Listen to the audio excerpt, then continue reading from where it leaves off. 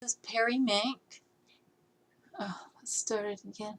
Hi, this is Perri Mink, and it is Wednesday, December 12th, 2018.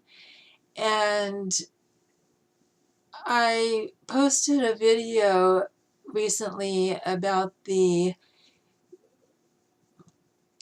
sabotaging for the order of Winnie's Christmas present, the pet steps, and they refunded, saying that it went to PayPal and there was no transaction like that, and it was in my credit union account.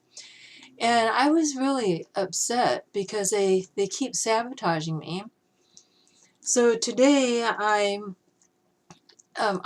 didn't sleep very well last night because it's so upsetting that still, day in and day out, they must be every waking moment, just like these sex offender priests. They keep thinking of ways and plotting ways to harass me and sabotage me in very bizarre ways. Today I got up and I said, I'm going to get dressed according to the holidays as I do. And Winnie and I are going to go out, and I used a coupon and I got an early lunch. And then I went to a Christmas boutique and I bought a handmade item.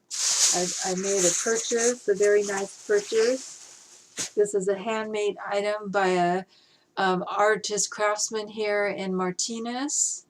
And let's see if I could do this. There you go.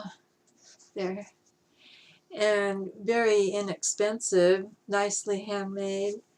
And I do that in my community. I had been, show support to your community by making purchases in the community.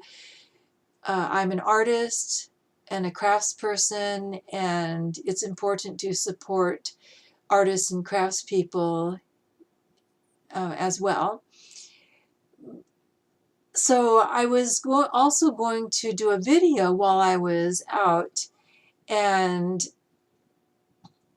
I was going to use this camera that I purchased. It's a Vivitar, and it made it nice videos. I did one of Winnie. It's on my Facebook, giving him a bath, or not bath, checking on his injured leg.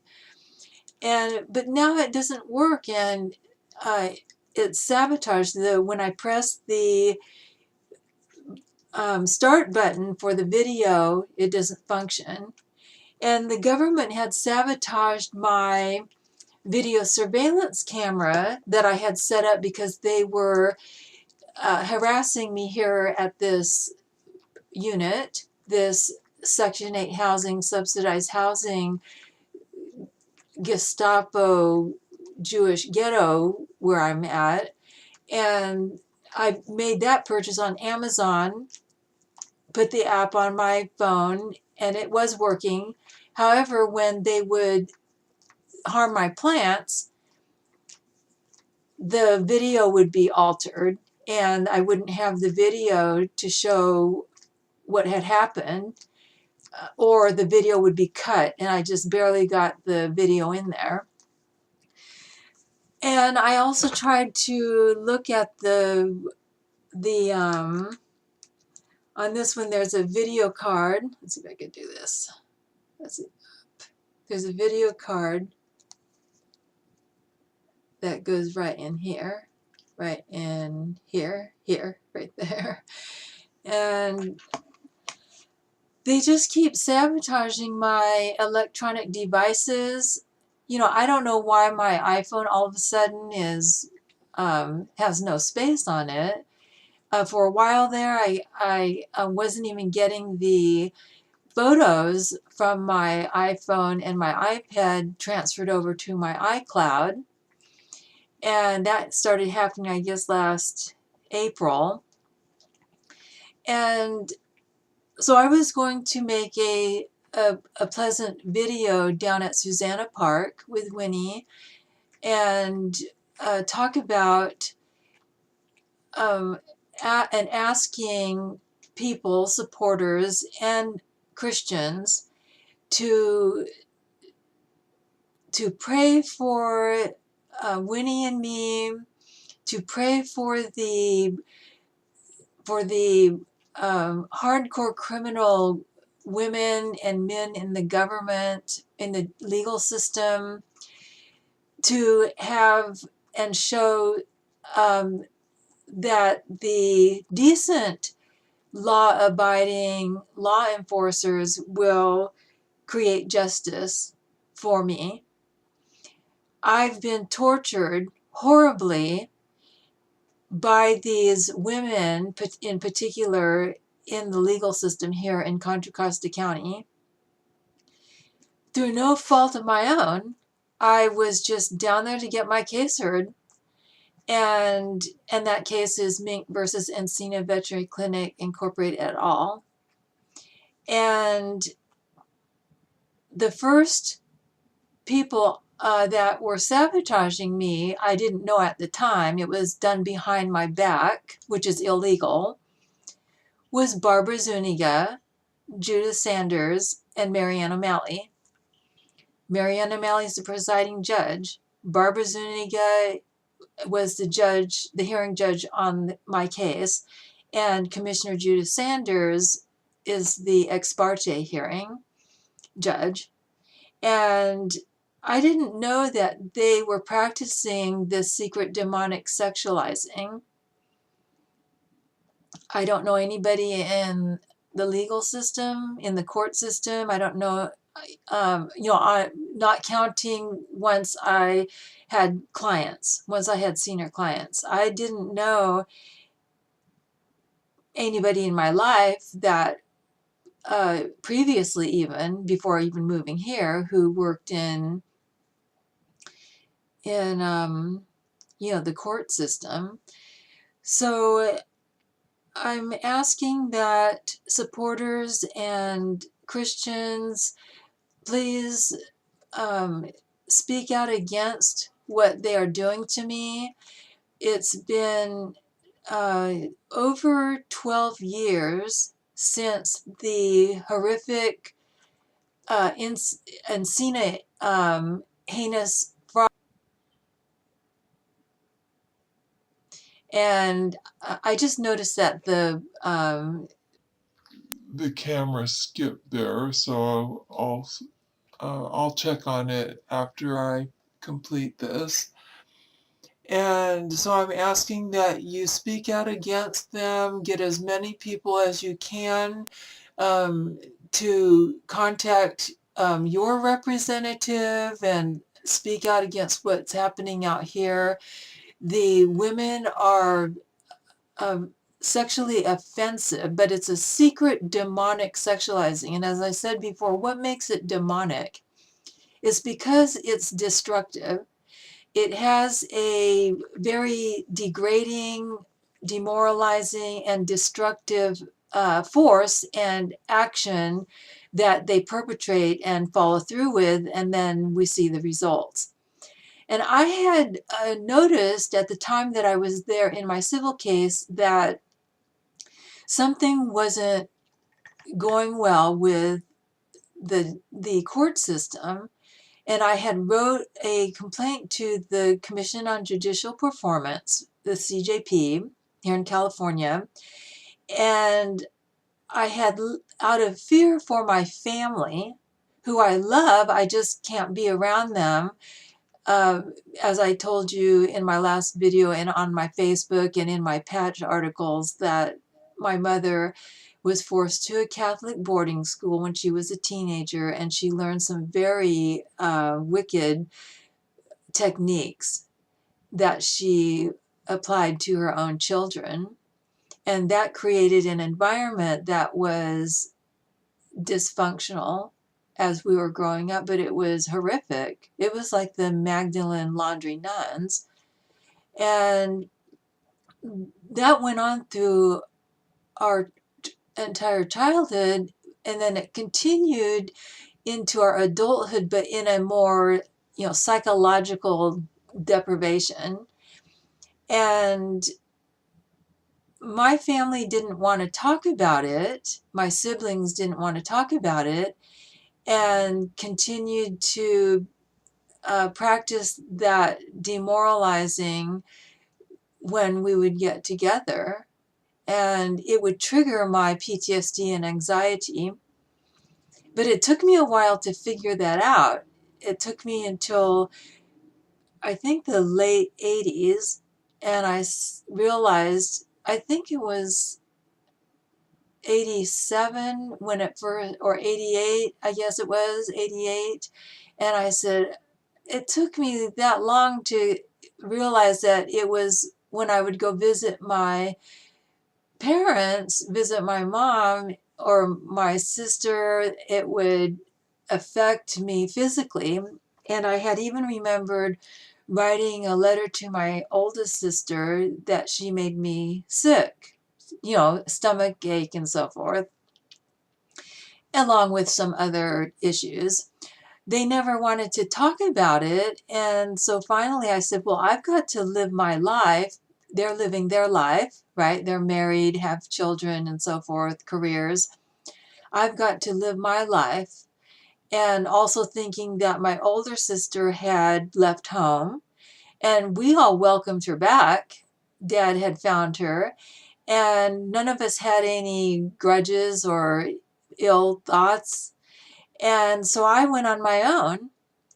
And at that point, I had already been trying to learn Christian principles since 1989. And I believe I can't remember what month, but in 1992, I finally pursued the dreams that I wanted to pursue as far as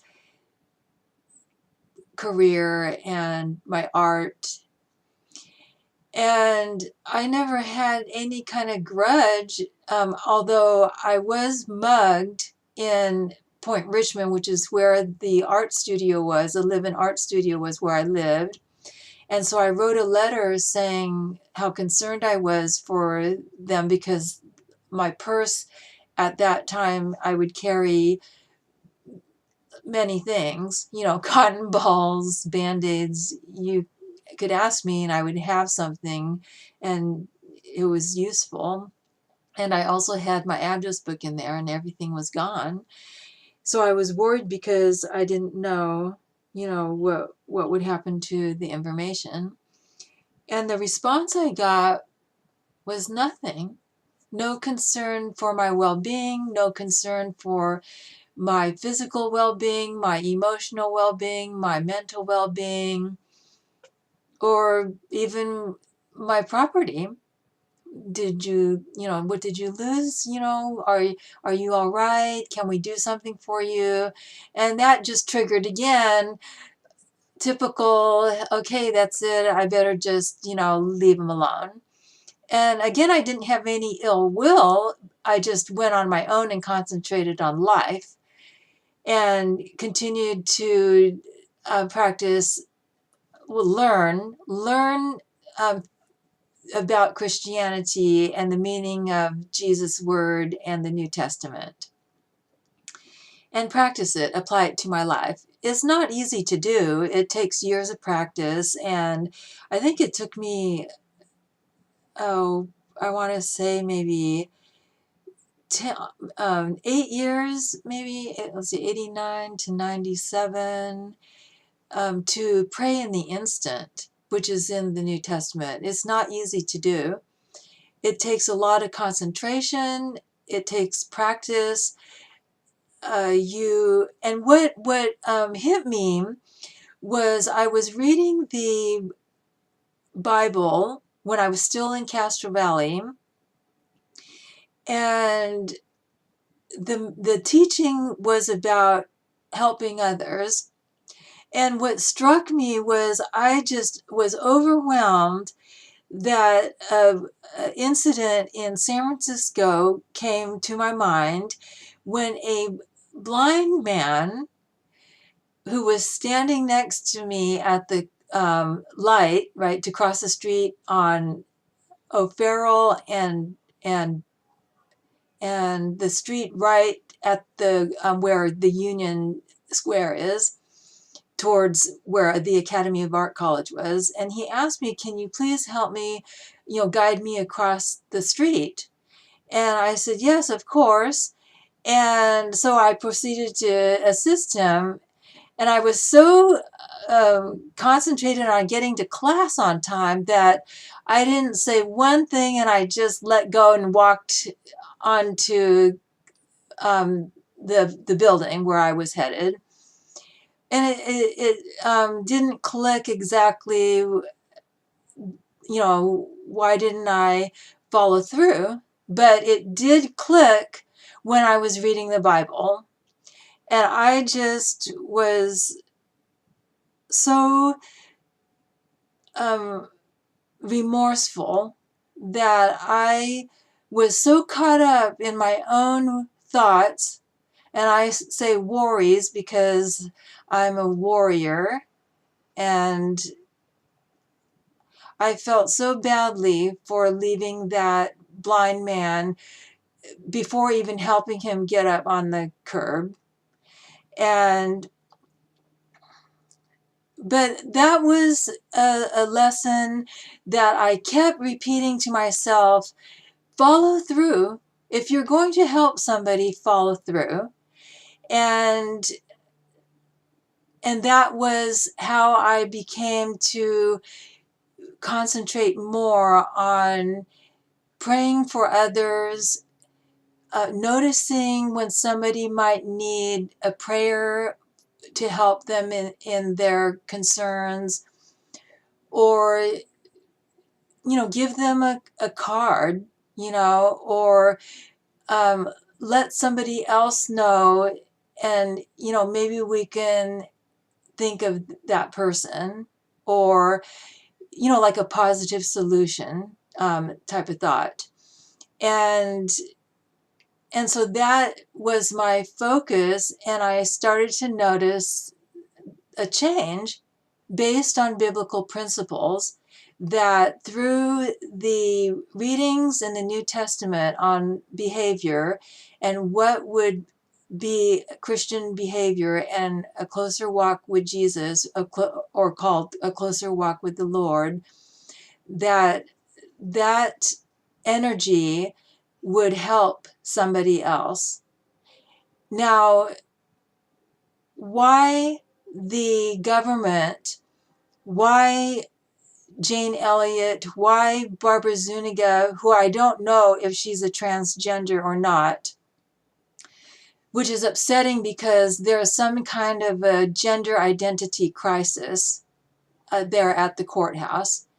But why Judith Sanders, why Marianne O'Malley would mock me and degrade me and sexualize me in such a cruel, inhumane way, and act out on it and want to see me destroyed, watch me through other people, along with the sheriff's department and people that I knew, and to get other people that I know, people that I work with, to go along with their cruelty. I can't, like I said, I can't even describe that feeling, that energy that they exude, of that demoralizing, that sick, judgmental thought process, that energy then comes out, at the target, which is me. And I don't have that kind of energy. And I told them that I explained in more detail to Robin Lipinski, and I don't know if I'm pronouncing her name correctly, but she's the public defender. And her response was no response. And again, I was being ignored, but the reality was they were ramping up again the abuse and following through with their ill intentions and their ill thoughts about me, which they weren't telling to me to my face or in writing. They were just doing it behind my back. Well, I wrote to the CJP very concerned about my blood family because I thought that they were going to try to hurt them too. And I love them and I wouldn't want any harm done on them or anybody else. So I put their names in a desperate, helpless letter to the CJP, to protect them against Barbara Zuniga. And I guess instead they decided to contact them and uh, harass them or threaten them or lie to them or slander me or something very strange. But by the time I was in 2015, or at the end of 2014, when I was finished with that behavioral health court program that I was forced into, I still had my therapist at the VA, Dr. Nicole Miller, and I said, "Oh, my niece contacted me. I haven't heard from my family for a long, long time. Um, we were um, no longer in contact. We were estranged. Um, and but I got, I was contacted by her, and they sent me, I gave them my address, and they, what, I wasn't really quite sure, but, on one side I was pleased, but not sure, but what was so shocking is I started to write through, I guess it was through Messenger, through Facebook. Something bizarre started to happen again. And this bizarre behavior mirrored the behavior that I was getting from my coworkers at the Rossmore News, um, people that I was doing business with for my clients. I mean, really strange. And I still gave the benefit of the doubt. And I remember it still didn't click. And I had, my sister collects frogs. And was a horse, not because I was asking for horses, but I had a love for horses as I was growing up. And so family members, relatives would give horses, little figurine horses from all over the place. And that just built up, and I had like 200 horses. And then as I grew up and as an adult, as a housewarming present for myself, I would buy a horse at a thrift shop or something like that. But my oldest sister had bought a lot of Breyer horses for me that she bought at the thrift store. And my mom's family in Japan had bought me horses, and very nice horses, very beautiful horses.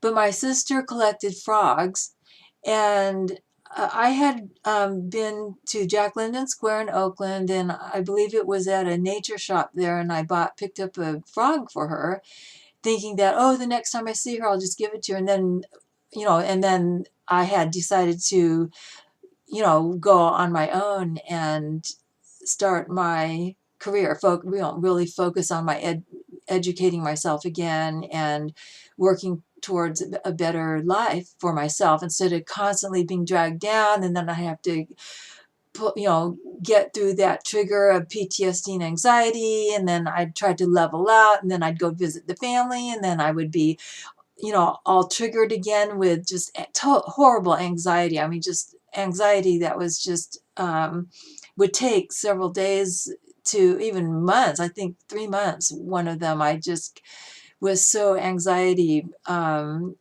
affected. And I sent the frog to my sister. This was in 2015 when the niece had contacted me, and I didn't hear anything back. and then so as things went on, I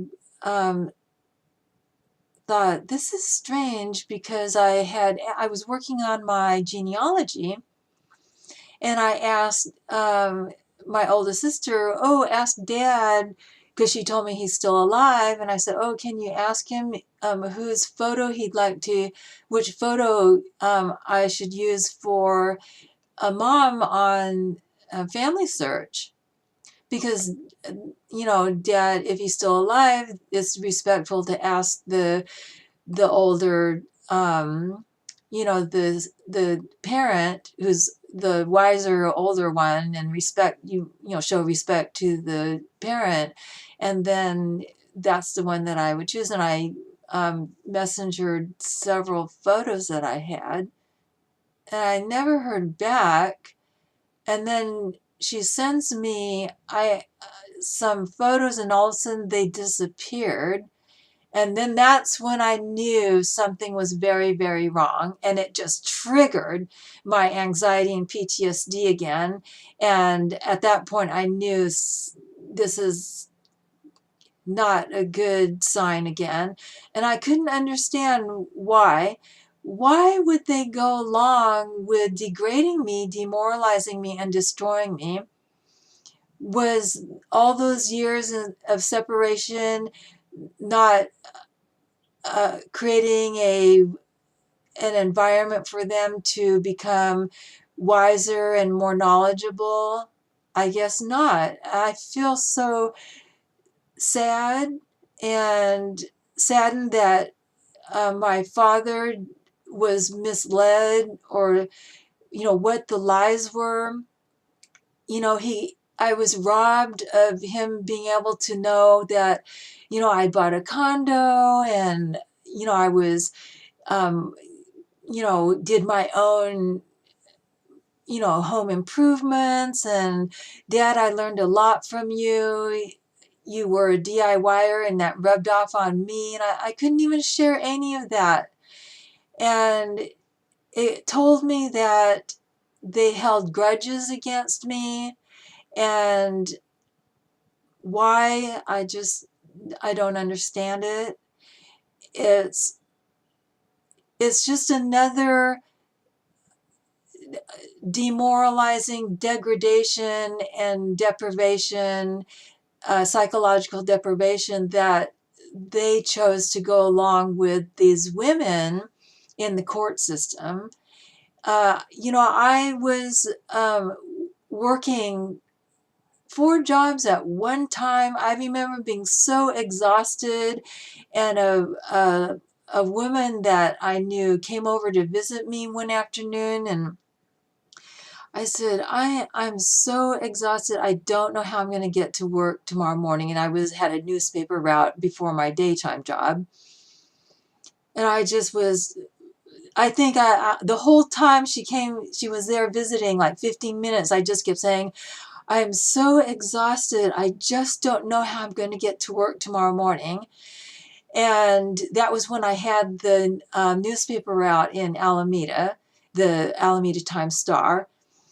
But I just kept on working and working, and the women in the government just, for some reason, can't comprehend the working class, or the labor force, and never praised me or acknowledged my where my forte is, with doing the home improvements, which is similar to sculpture and artwork and woodworking, and I never got any kind of positive feedback from them that good job that you opened up your own retirement account, with the unstable economy and the workforce. You were able to set money aside, although not every time. I would only put money aside if I could do it. So it would fluctuate. Like when I wasn't making enough money and that had to go to something else, then I wouldn't contribute the maximum amount to the retirement account, the Roth IRA. And so I'm just at a loss as to why they would want to do this to me, why the VA employees and doctors would want to do this to me. I remember being so busy that I don't want to disturb any other families, friends, families, or to the point where they would have to be interrupted in case of an emergency for me. So when asked to list someone, a contact for emergency, I told the VA, 911, out of my funny sense of humor. And I guess the women want to be demeaning about that, not wanting to understand that I don't want to put somebody in a more difficult situation than what they're going through. And so I just, don't want to say, hey, if something happens to me, can I put you down on, list you as an emergency contact? That's a burden. I don't want to burden them.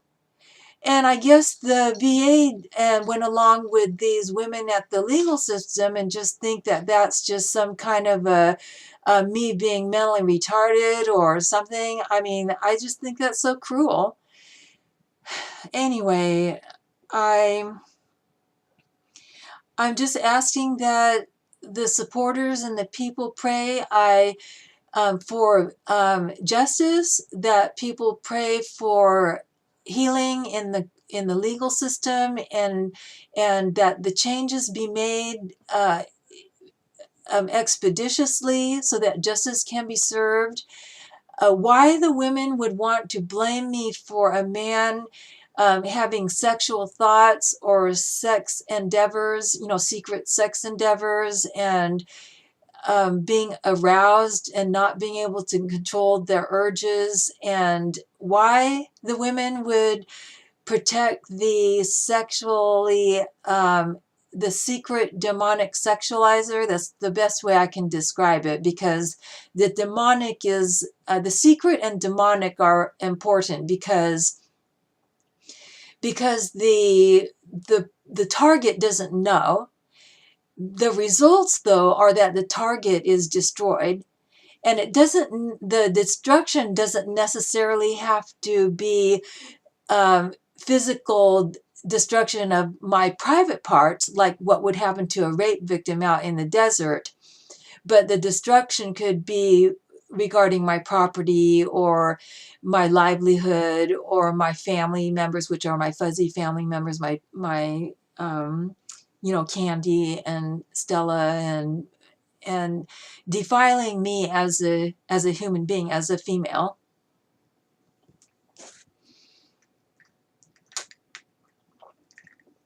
And so that's why the secret demonic aspect of it is so strong. And then the sexualizing just follows through, because I could be a man, and I'm sure they were doing that to Mr. Fluharty. And,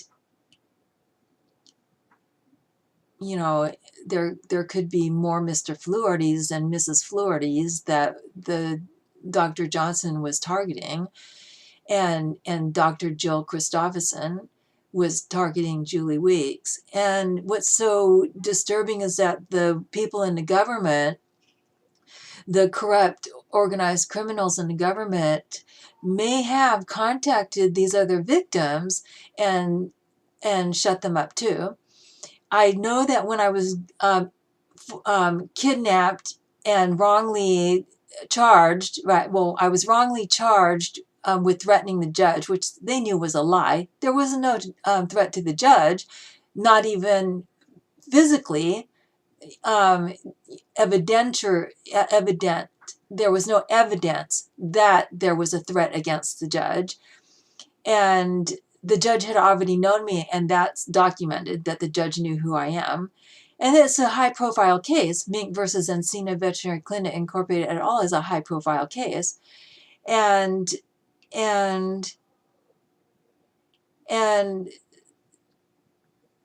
and I lost my train of thought just now, but the fact that they would kidnap me and take me somewhere to hold me, and that, I don't know if they've done that to other victims at Encina. I don't know if they threatened other people that they would do that. I don't know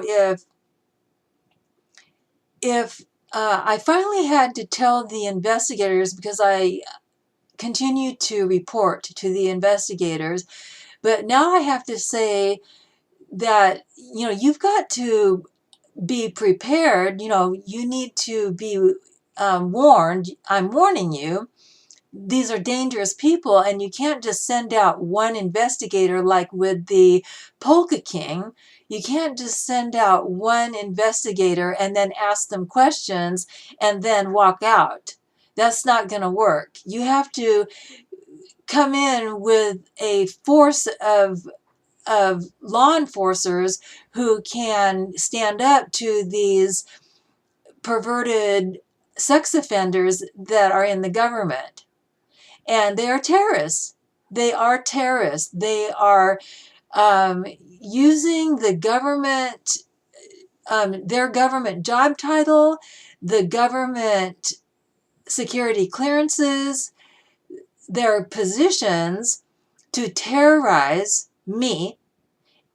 And I don't know who else they're terrorizing. I just know that they're terrorizing me. And so I just ask that keep demanding justice. This is a diverse community of people of many races from all over the world. And I was able to prove that this destructive path, this rampage, this terrorism is coming from the Catholics. And Catholics are taught to destroy. They don't let up. They're not taught to go, oh, I'm doing something wrong right now, I need to stop. No, it's you keep going until your target is gone, is obliterated. Never stop. You're going to go to heaven if you keep harassing, keep obliterating, keep terrorizing. That's the MO. And then they teach it to other people, and it's just outright disgusting and cruel and inhumane and barbaric. And this is the United States. Okay, so Winnie's not going to get his steps. He needs the pet steps, and he's not going to get them. I'm just thank the supporters and people who are speaking out. I know that they are probably targeting others that do speak out. This is a terrorist attack that has been going on for a while, because you know how you can tell is because they're so expertise at it. And Barbara had probably been doing it the whole time that she was a judge, 40 years, or I don't know how long she was a judge for, 80, 90, 2000, 30 years. And she should have never been a judge. And I'm waiting to give victim impact statements. I want to give victim impact statements. I want answers. And I also want to be able to express the how horrible their behavior is, and that they would want to keep covering up me expressing how horrible that they would keep targeting me and putting me into a position where I don't have my property rights. I'm waiting for my sanctuary home. This is not my sanctuary home. I'm being targeted right here, and the landlord shouldn't even be going along with it. And he's calling himself a Christian. He's not a Christian. And they use these words to, and I was going to post about Commissioner Golub, but right in Commissioner Golub, Joel Golub was the commissioner for the cases with Encina. And I don't know if he showed up at the JFK Law Library when I was there writing, studying, researching, and writing my briefs on the computers there. But I almost want to say I recognize him maybe from what um, from I guess seeing him in the courtroom. I can't really remember if it was after I saw his profile or if it was when I went down there to the Ben Tarter case. It's possible that the man that was in the computer room was him, and I don't know if he was trying to sabotage me then or intimidate me. I'm not really sure, but something in my memory is thinking that that's possible that that was Commissioner Golub. And Golub and his, if I did my research correctly, and his brother worked as one of the top executives for PG&E, Pacific Gas and Electric, and some family is accusing him of murdering one of their family members, and nobody was doing anything. And I saw a post on the internet from that family. It's similar. It reminded me of the Concord city attorney Mark Kuhn, and that something had happened to him. He was murdered, or did he commit suicide? But nobody's doing anything. They're just acting like nothing happened, as if there's no cause and effect. This is scary, scary stuff. And so the FBI needs to get the CIA involved, and the Pentagon, and they need to deal with this issue out here. This is a real issue, and it's not helping our community here, but it is related to the Catholics, and it needs to be stopped. It's called organized crime, and unsuspecting people that go to the courthouse are being ruined, and it needs to stop. Now, I've had one comment that the person was insulting me again, and that could be one of the people that's trying to harm me. I don't know, but I had to take that down because it's just a bad influence. Okay, we're trying to have a community where we could coexist peacefully. The law was just changed. Again, people approved to increase taxes so that we could have quality of life and public safety. Do they mean it? No. They're using tax dollars to sabotage people's lives. How many hours a day are they utilizing government employees to do that? We want answers. I want answers. I want a news article. This needs to be exposed. Why would the mayors go along with it? So the CIA needs to find out what happened, that this family is accusing Joel Golub's brother. They're calling themselves Christian. I looked it up on the internet, and the Golubs consider themselves Christian. I couldn't find out if they were actually Roman Catholics.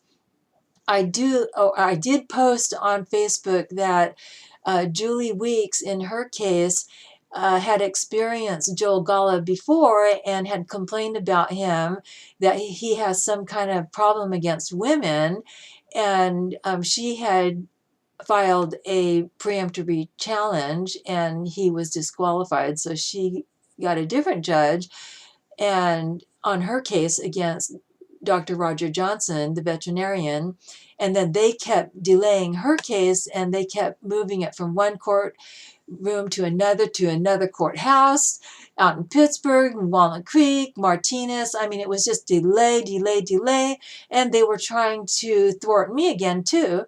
You could see that there was something very fishy going on, something very corrupt, organized crime.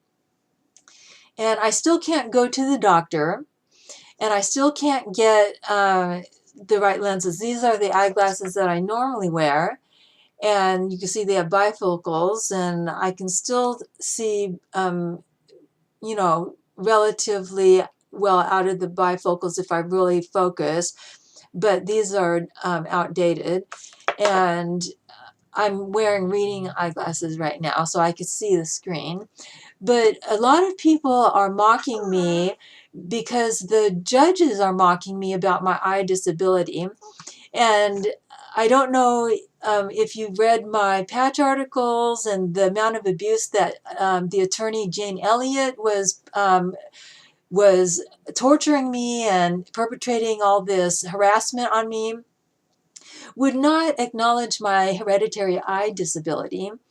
And I want to talk about that for a minute. I'm going to let you know that this is disturbing. This is a eye disability that I was born with. I was always told it was called crossed eyes. That's what I was told all through my childhood and into adulthood from my father and our family eye doctor. My dad has and was born with the same eye disability, except it was in his right eye. Mine is in my left eye. And my family decided, based on the doctor, that I would have surgery at age, I believe I was age 6. And that was traumatizing. I didn't know why. Anyway, they kept telling me throughout my childhood that I had crossed eyes and lazy eye. Okay, that's what they told me. So that's what I kept referring to. The court system wouldn't even accept it. And the surgery, I guess, didn't work. And I had to do a lot of research. And if the surgery didn't work, it means that the crossed eye was more severe. And so I still have it. And maybe the surgery just helped my eyes straighten out a little, because when I was younger, it would go, my eye would go right towards the middle, like in my kindergarten picture, or if I'm drinking alcohol because it relaxes the muscle, or if I'm tired. And you could see that in my portrait photo, in the first portrait photo that I took with the floral blouse. And I was really exhausted at that time because I was a full-time student. I was working, I think, 3 jobs. And I just happened to see the portable photo discount photo store that was going to set up in the parking lot of Lucky there in Alameda. And so I decided, okay, I'll do it. And I told the photographer about my eye because it will really turn in to the middle. So he tried to position me in a certain way where it wasn't as evident. Jane kept at when I first met Jane, I was at the courthouse and she kept going, shh, shh, when I would ask her a question about my case, shh, like that. And that was just so disturbing. And then she would exaggerate. I said, oh, I'd like to bring a couple of my supporters with me. And she started getting really like degrading. Oh, no. Well, what do you mean? And well, see, we don't want that to happen. And I think there was a case where a whole bunch of family members showed up. And I'd already told her it was just, a couple people. I mean, this is the kind of behavior that these women are doing in the courthouse, and I just can't understand it. And they're claiming to be for women's rights. They're not for women's rights. They're for bully rights. These are women who are bullies who form a clique, and they are taking out their aggressions on females. And why the government is allowing them to practice, they need to be indicted and convicted because they are hardcore criminals, and they don't belong in the legal system. They don't belong in the hospitals. I asked very nicely, as a patient would, I asked my doctor at the VA, my eye doctor, Dr. Rita Hannum, if she could write me a doctor note for the judge about my eye disability, and she wouldn't. And I didn't realize at that time, but she was playing weird games with me too, sabotaging the transaction for my eyeglasses. I know nothing about eye exams. I'm scared. I don't even like the test that you do where something is right next to your eye. I even don't even want the drops in my eyes that make my eyes so weak that they start I can't even control them. And Dr. Rita Hannum would not help me. Now, why are these people in the legal system? Why are they in the hospital system? Why are they in the government? Because they're stealing taxpayers' money so they can go live it up. So they could shop, so they could go have their friends, so they can go traveling and all this other stuff, and have multiple sex partners and on and on and on. And I was so shocked when I finally got uh, the evidence from Napa State Hospital and the third-party Wright Institute in Berkeley that I was forced to go through the behavioral health court, that I have PTSD and anxiety and there's no psychosis. And Dr. Hannum wouldn't help me, and she kept saying that I was, it's all in my head or something. That my hereditary eye disability is all in my head. You know, it was sick. It was sick. I wasn't laughing at the time. You know, I wasn't smiling, or I was scared to death, and I was shocked, and I was livid, and I just couldn't understand why they would want to do this. That their job is to protect the patient, and that's not what they're doing. So, and you have to also question too is my life before, as I opened up in this video, I said that my life focus is to help people based on the New Testament and behavior in the New Testament. And when you really, really concentrate, you will find that energy that helps other people in a really positive way. And it's selfless, but it takes a lot of concentration to do it. You don't just start doing it overnight.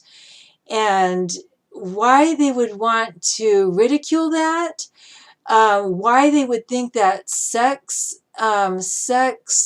invitation, why they would think that that's sexually offensive is confusing. I don't even understand that. I'd like to see a research article on that. I haven't seen anything like that yet.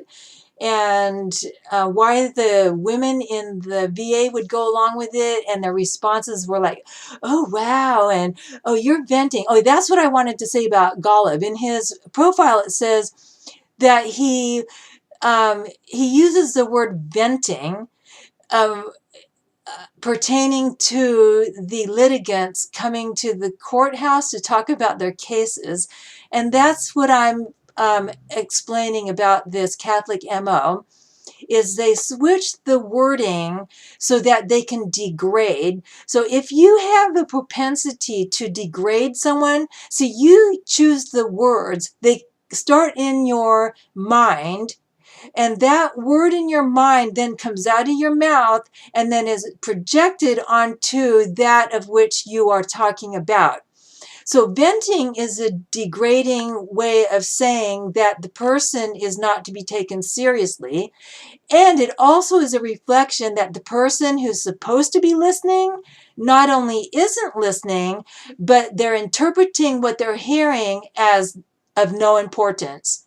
They can't extract, they can't decipher, they can't comprehend.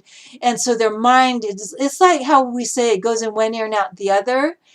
Well, it's actually going in the ear, but their brain cells aren't functioning properly because they were raped and molested as children, right? And so they can't think straight. Their brain never develops. They still stay childish. And then it goes out, the other ear, and then they act on it, and then it's destructive and terrorist. Because they're protecting, because once you question it, that triggers them to defend themselves, right? Because they're supposed to defend the church, and then they never stop. And the MO is to destroy that of which is questioning you. That's what it is. It doesn't belong in the legal system. They need to get out.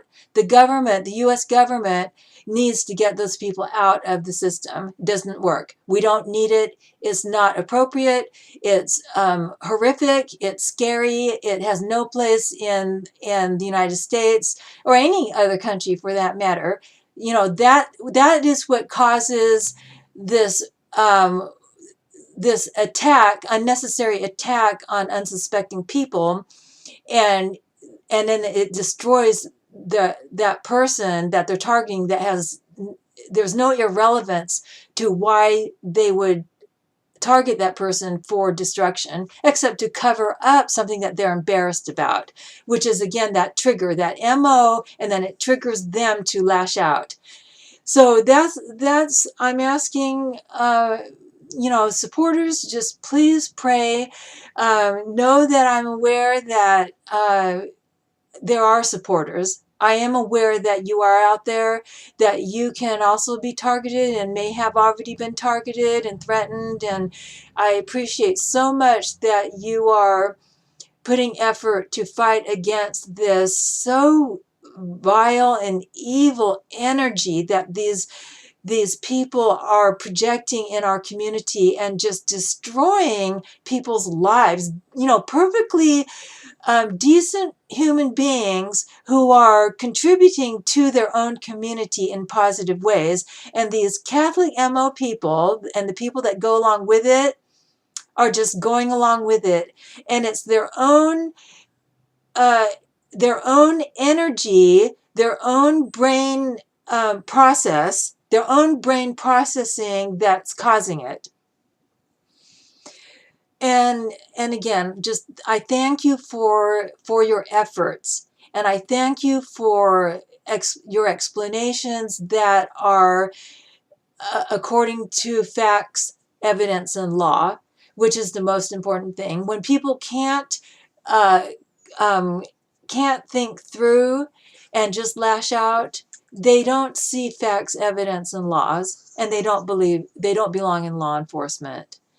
So thank you so much. And I just want to say that I'm going to keep fighting civilly.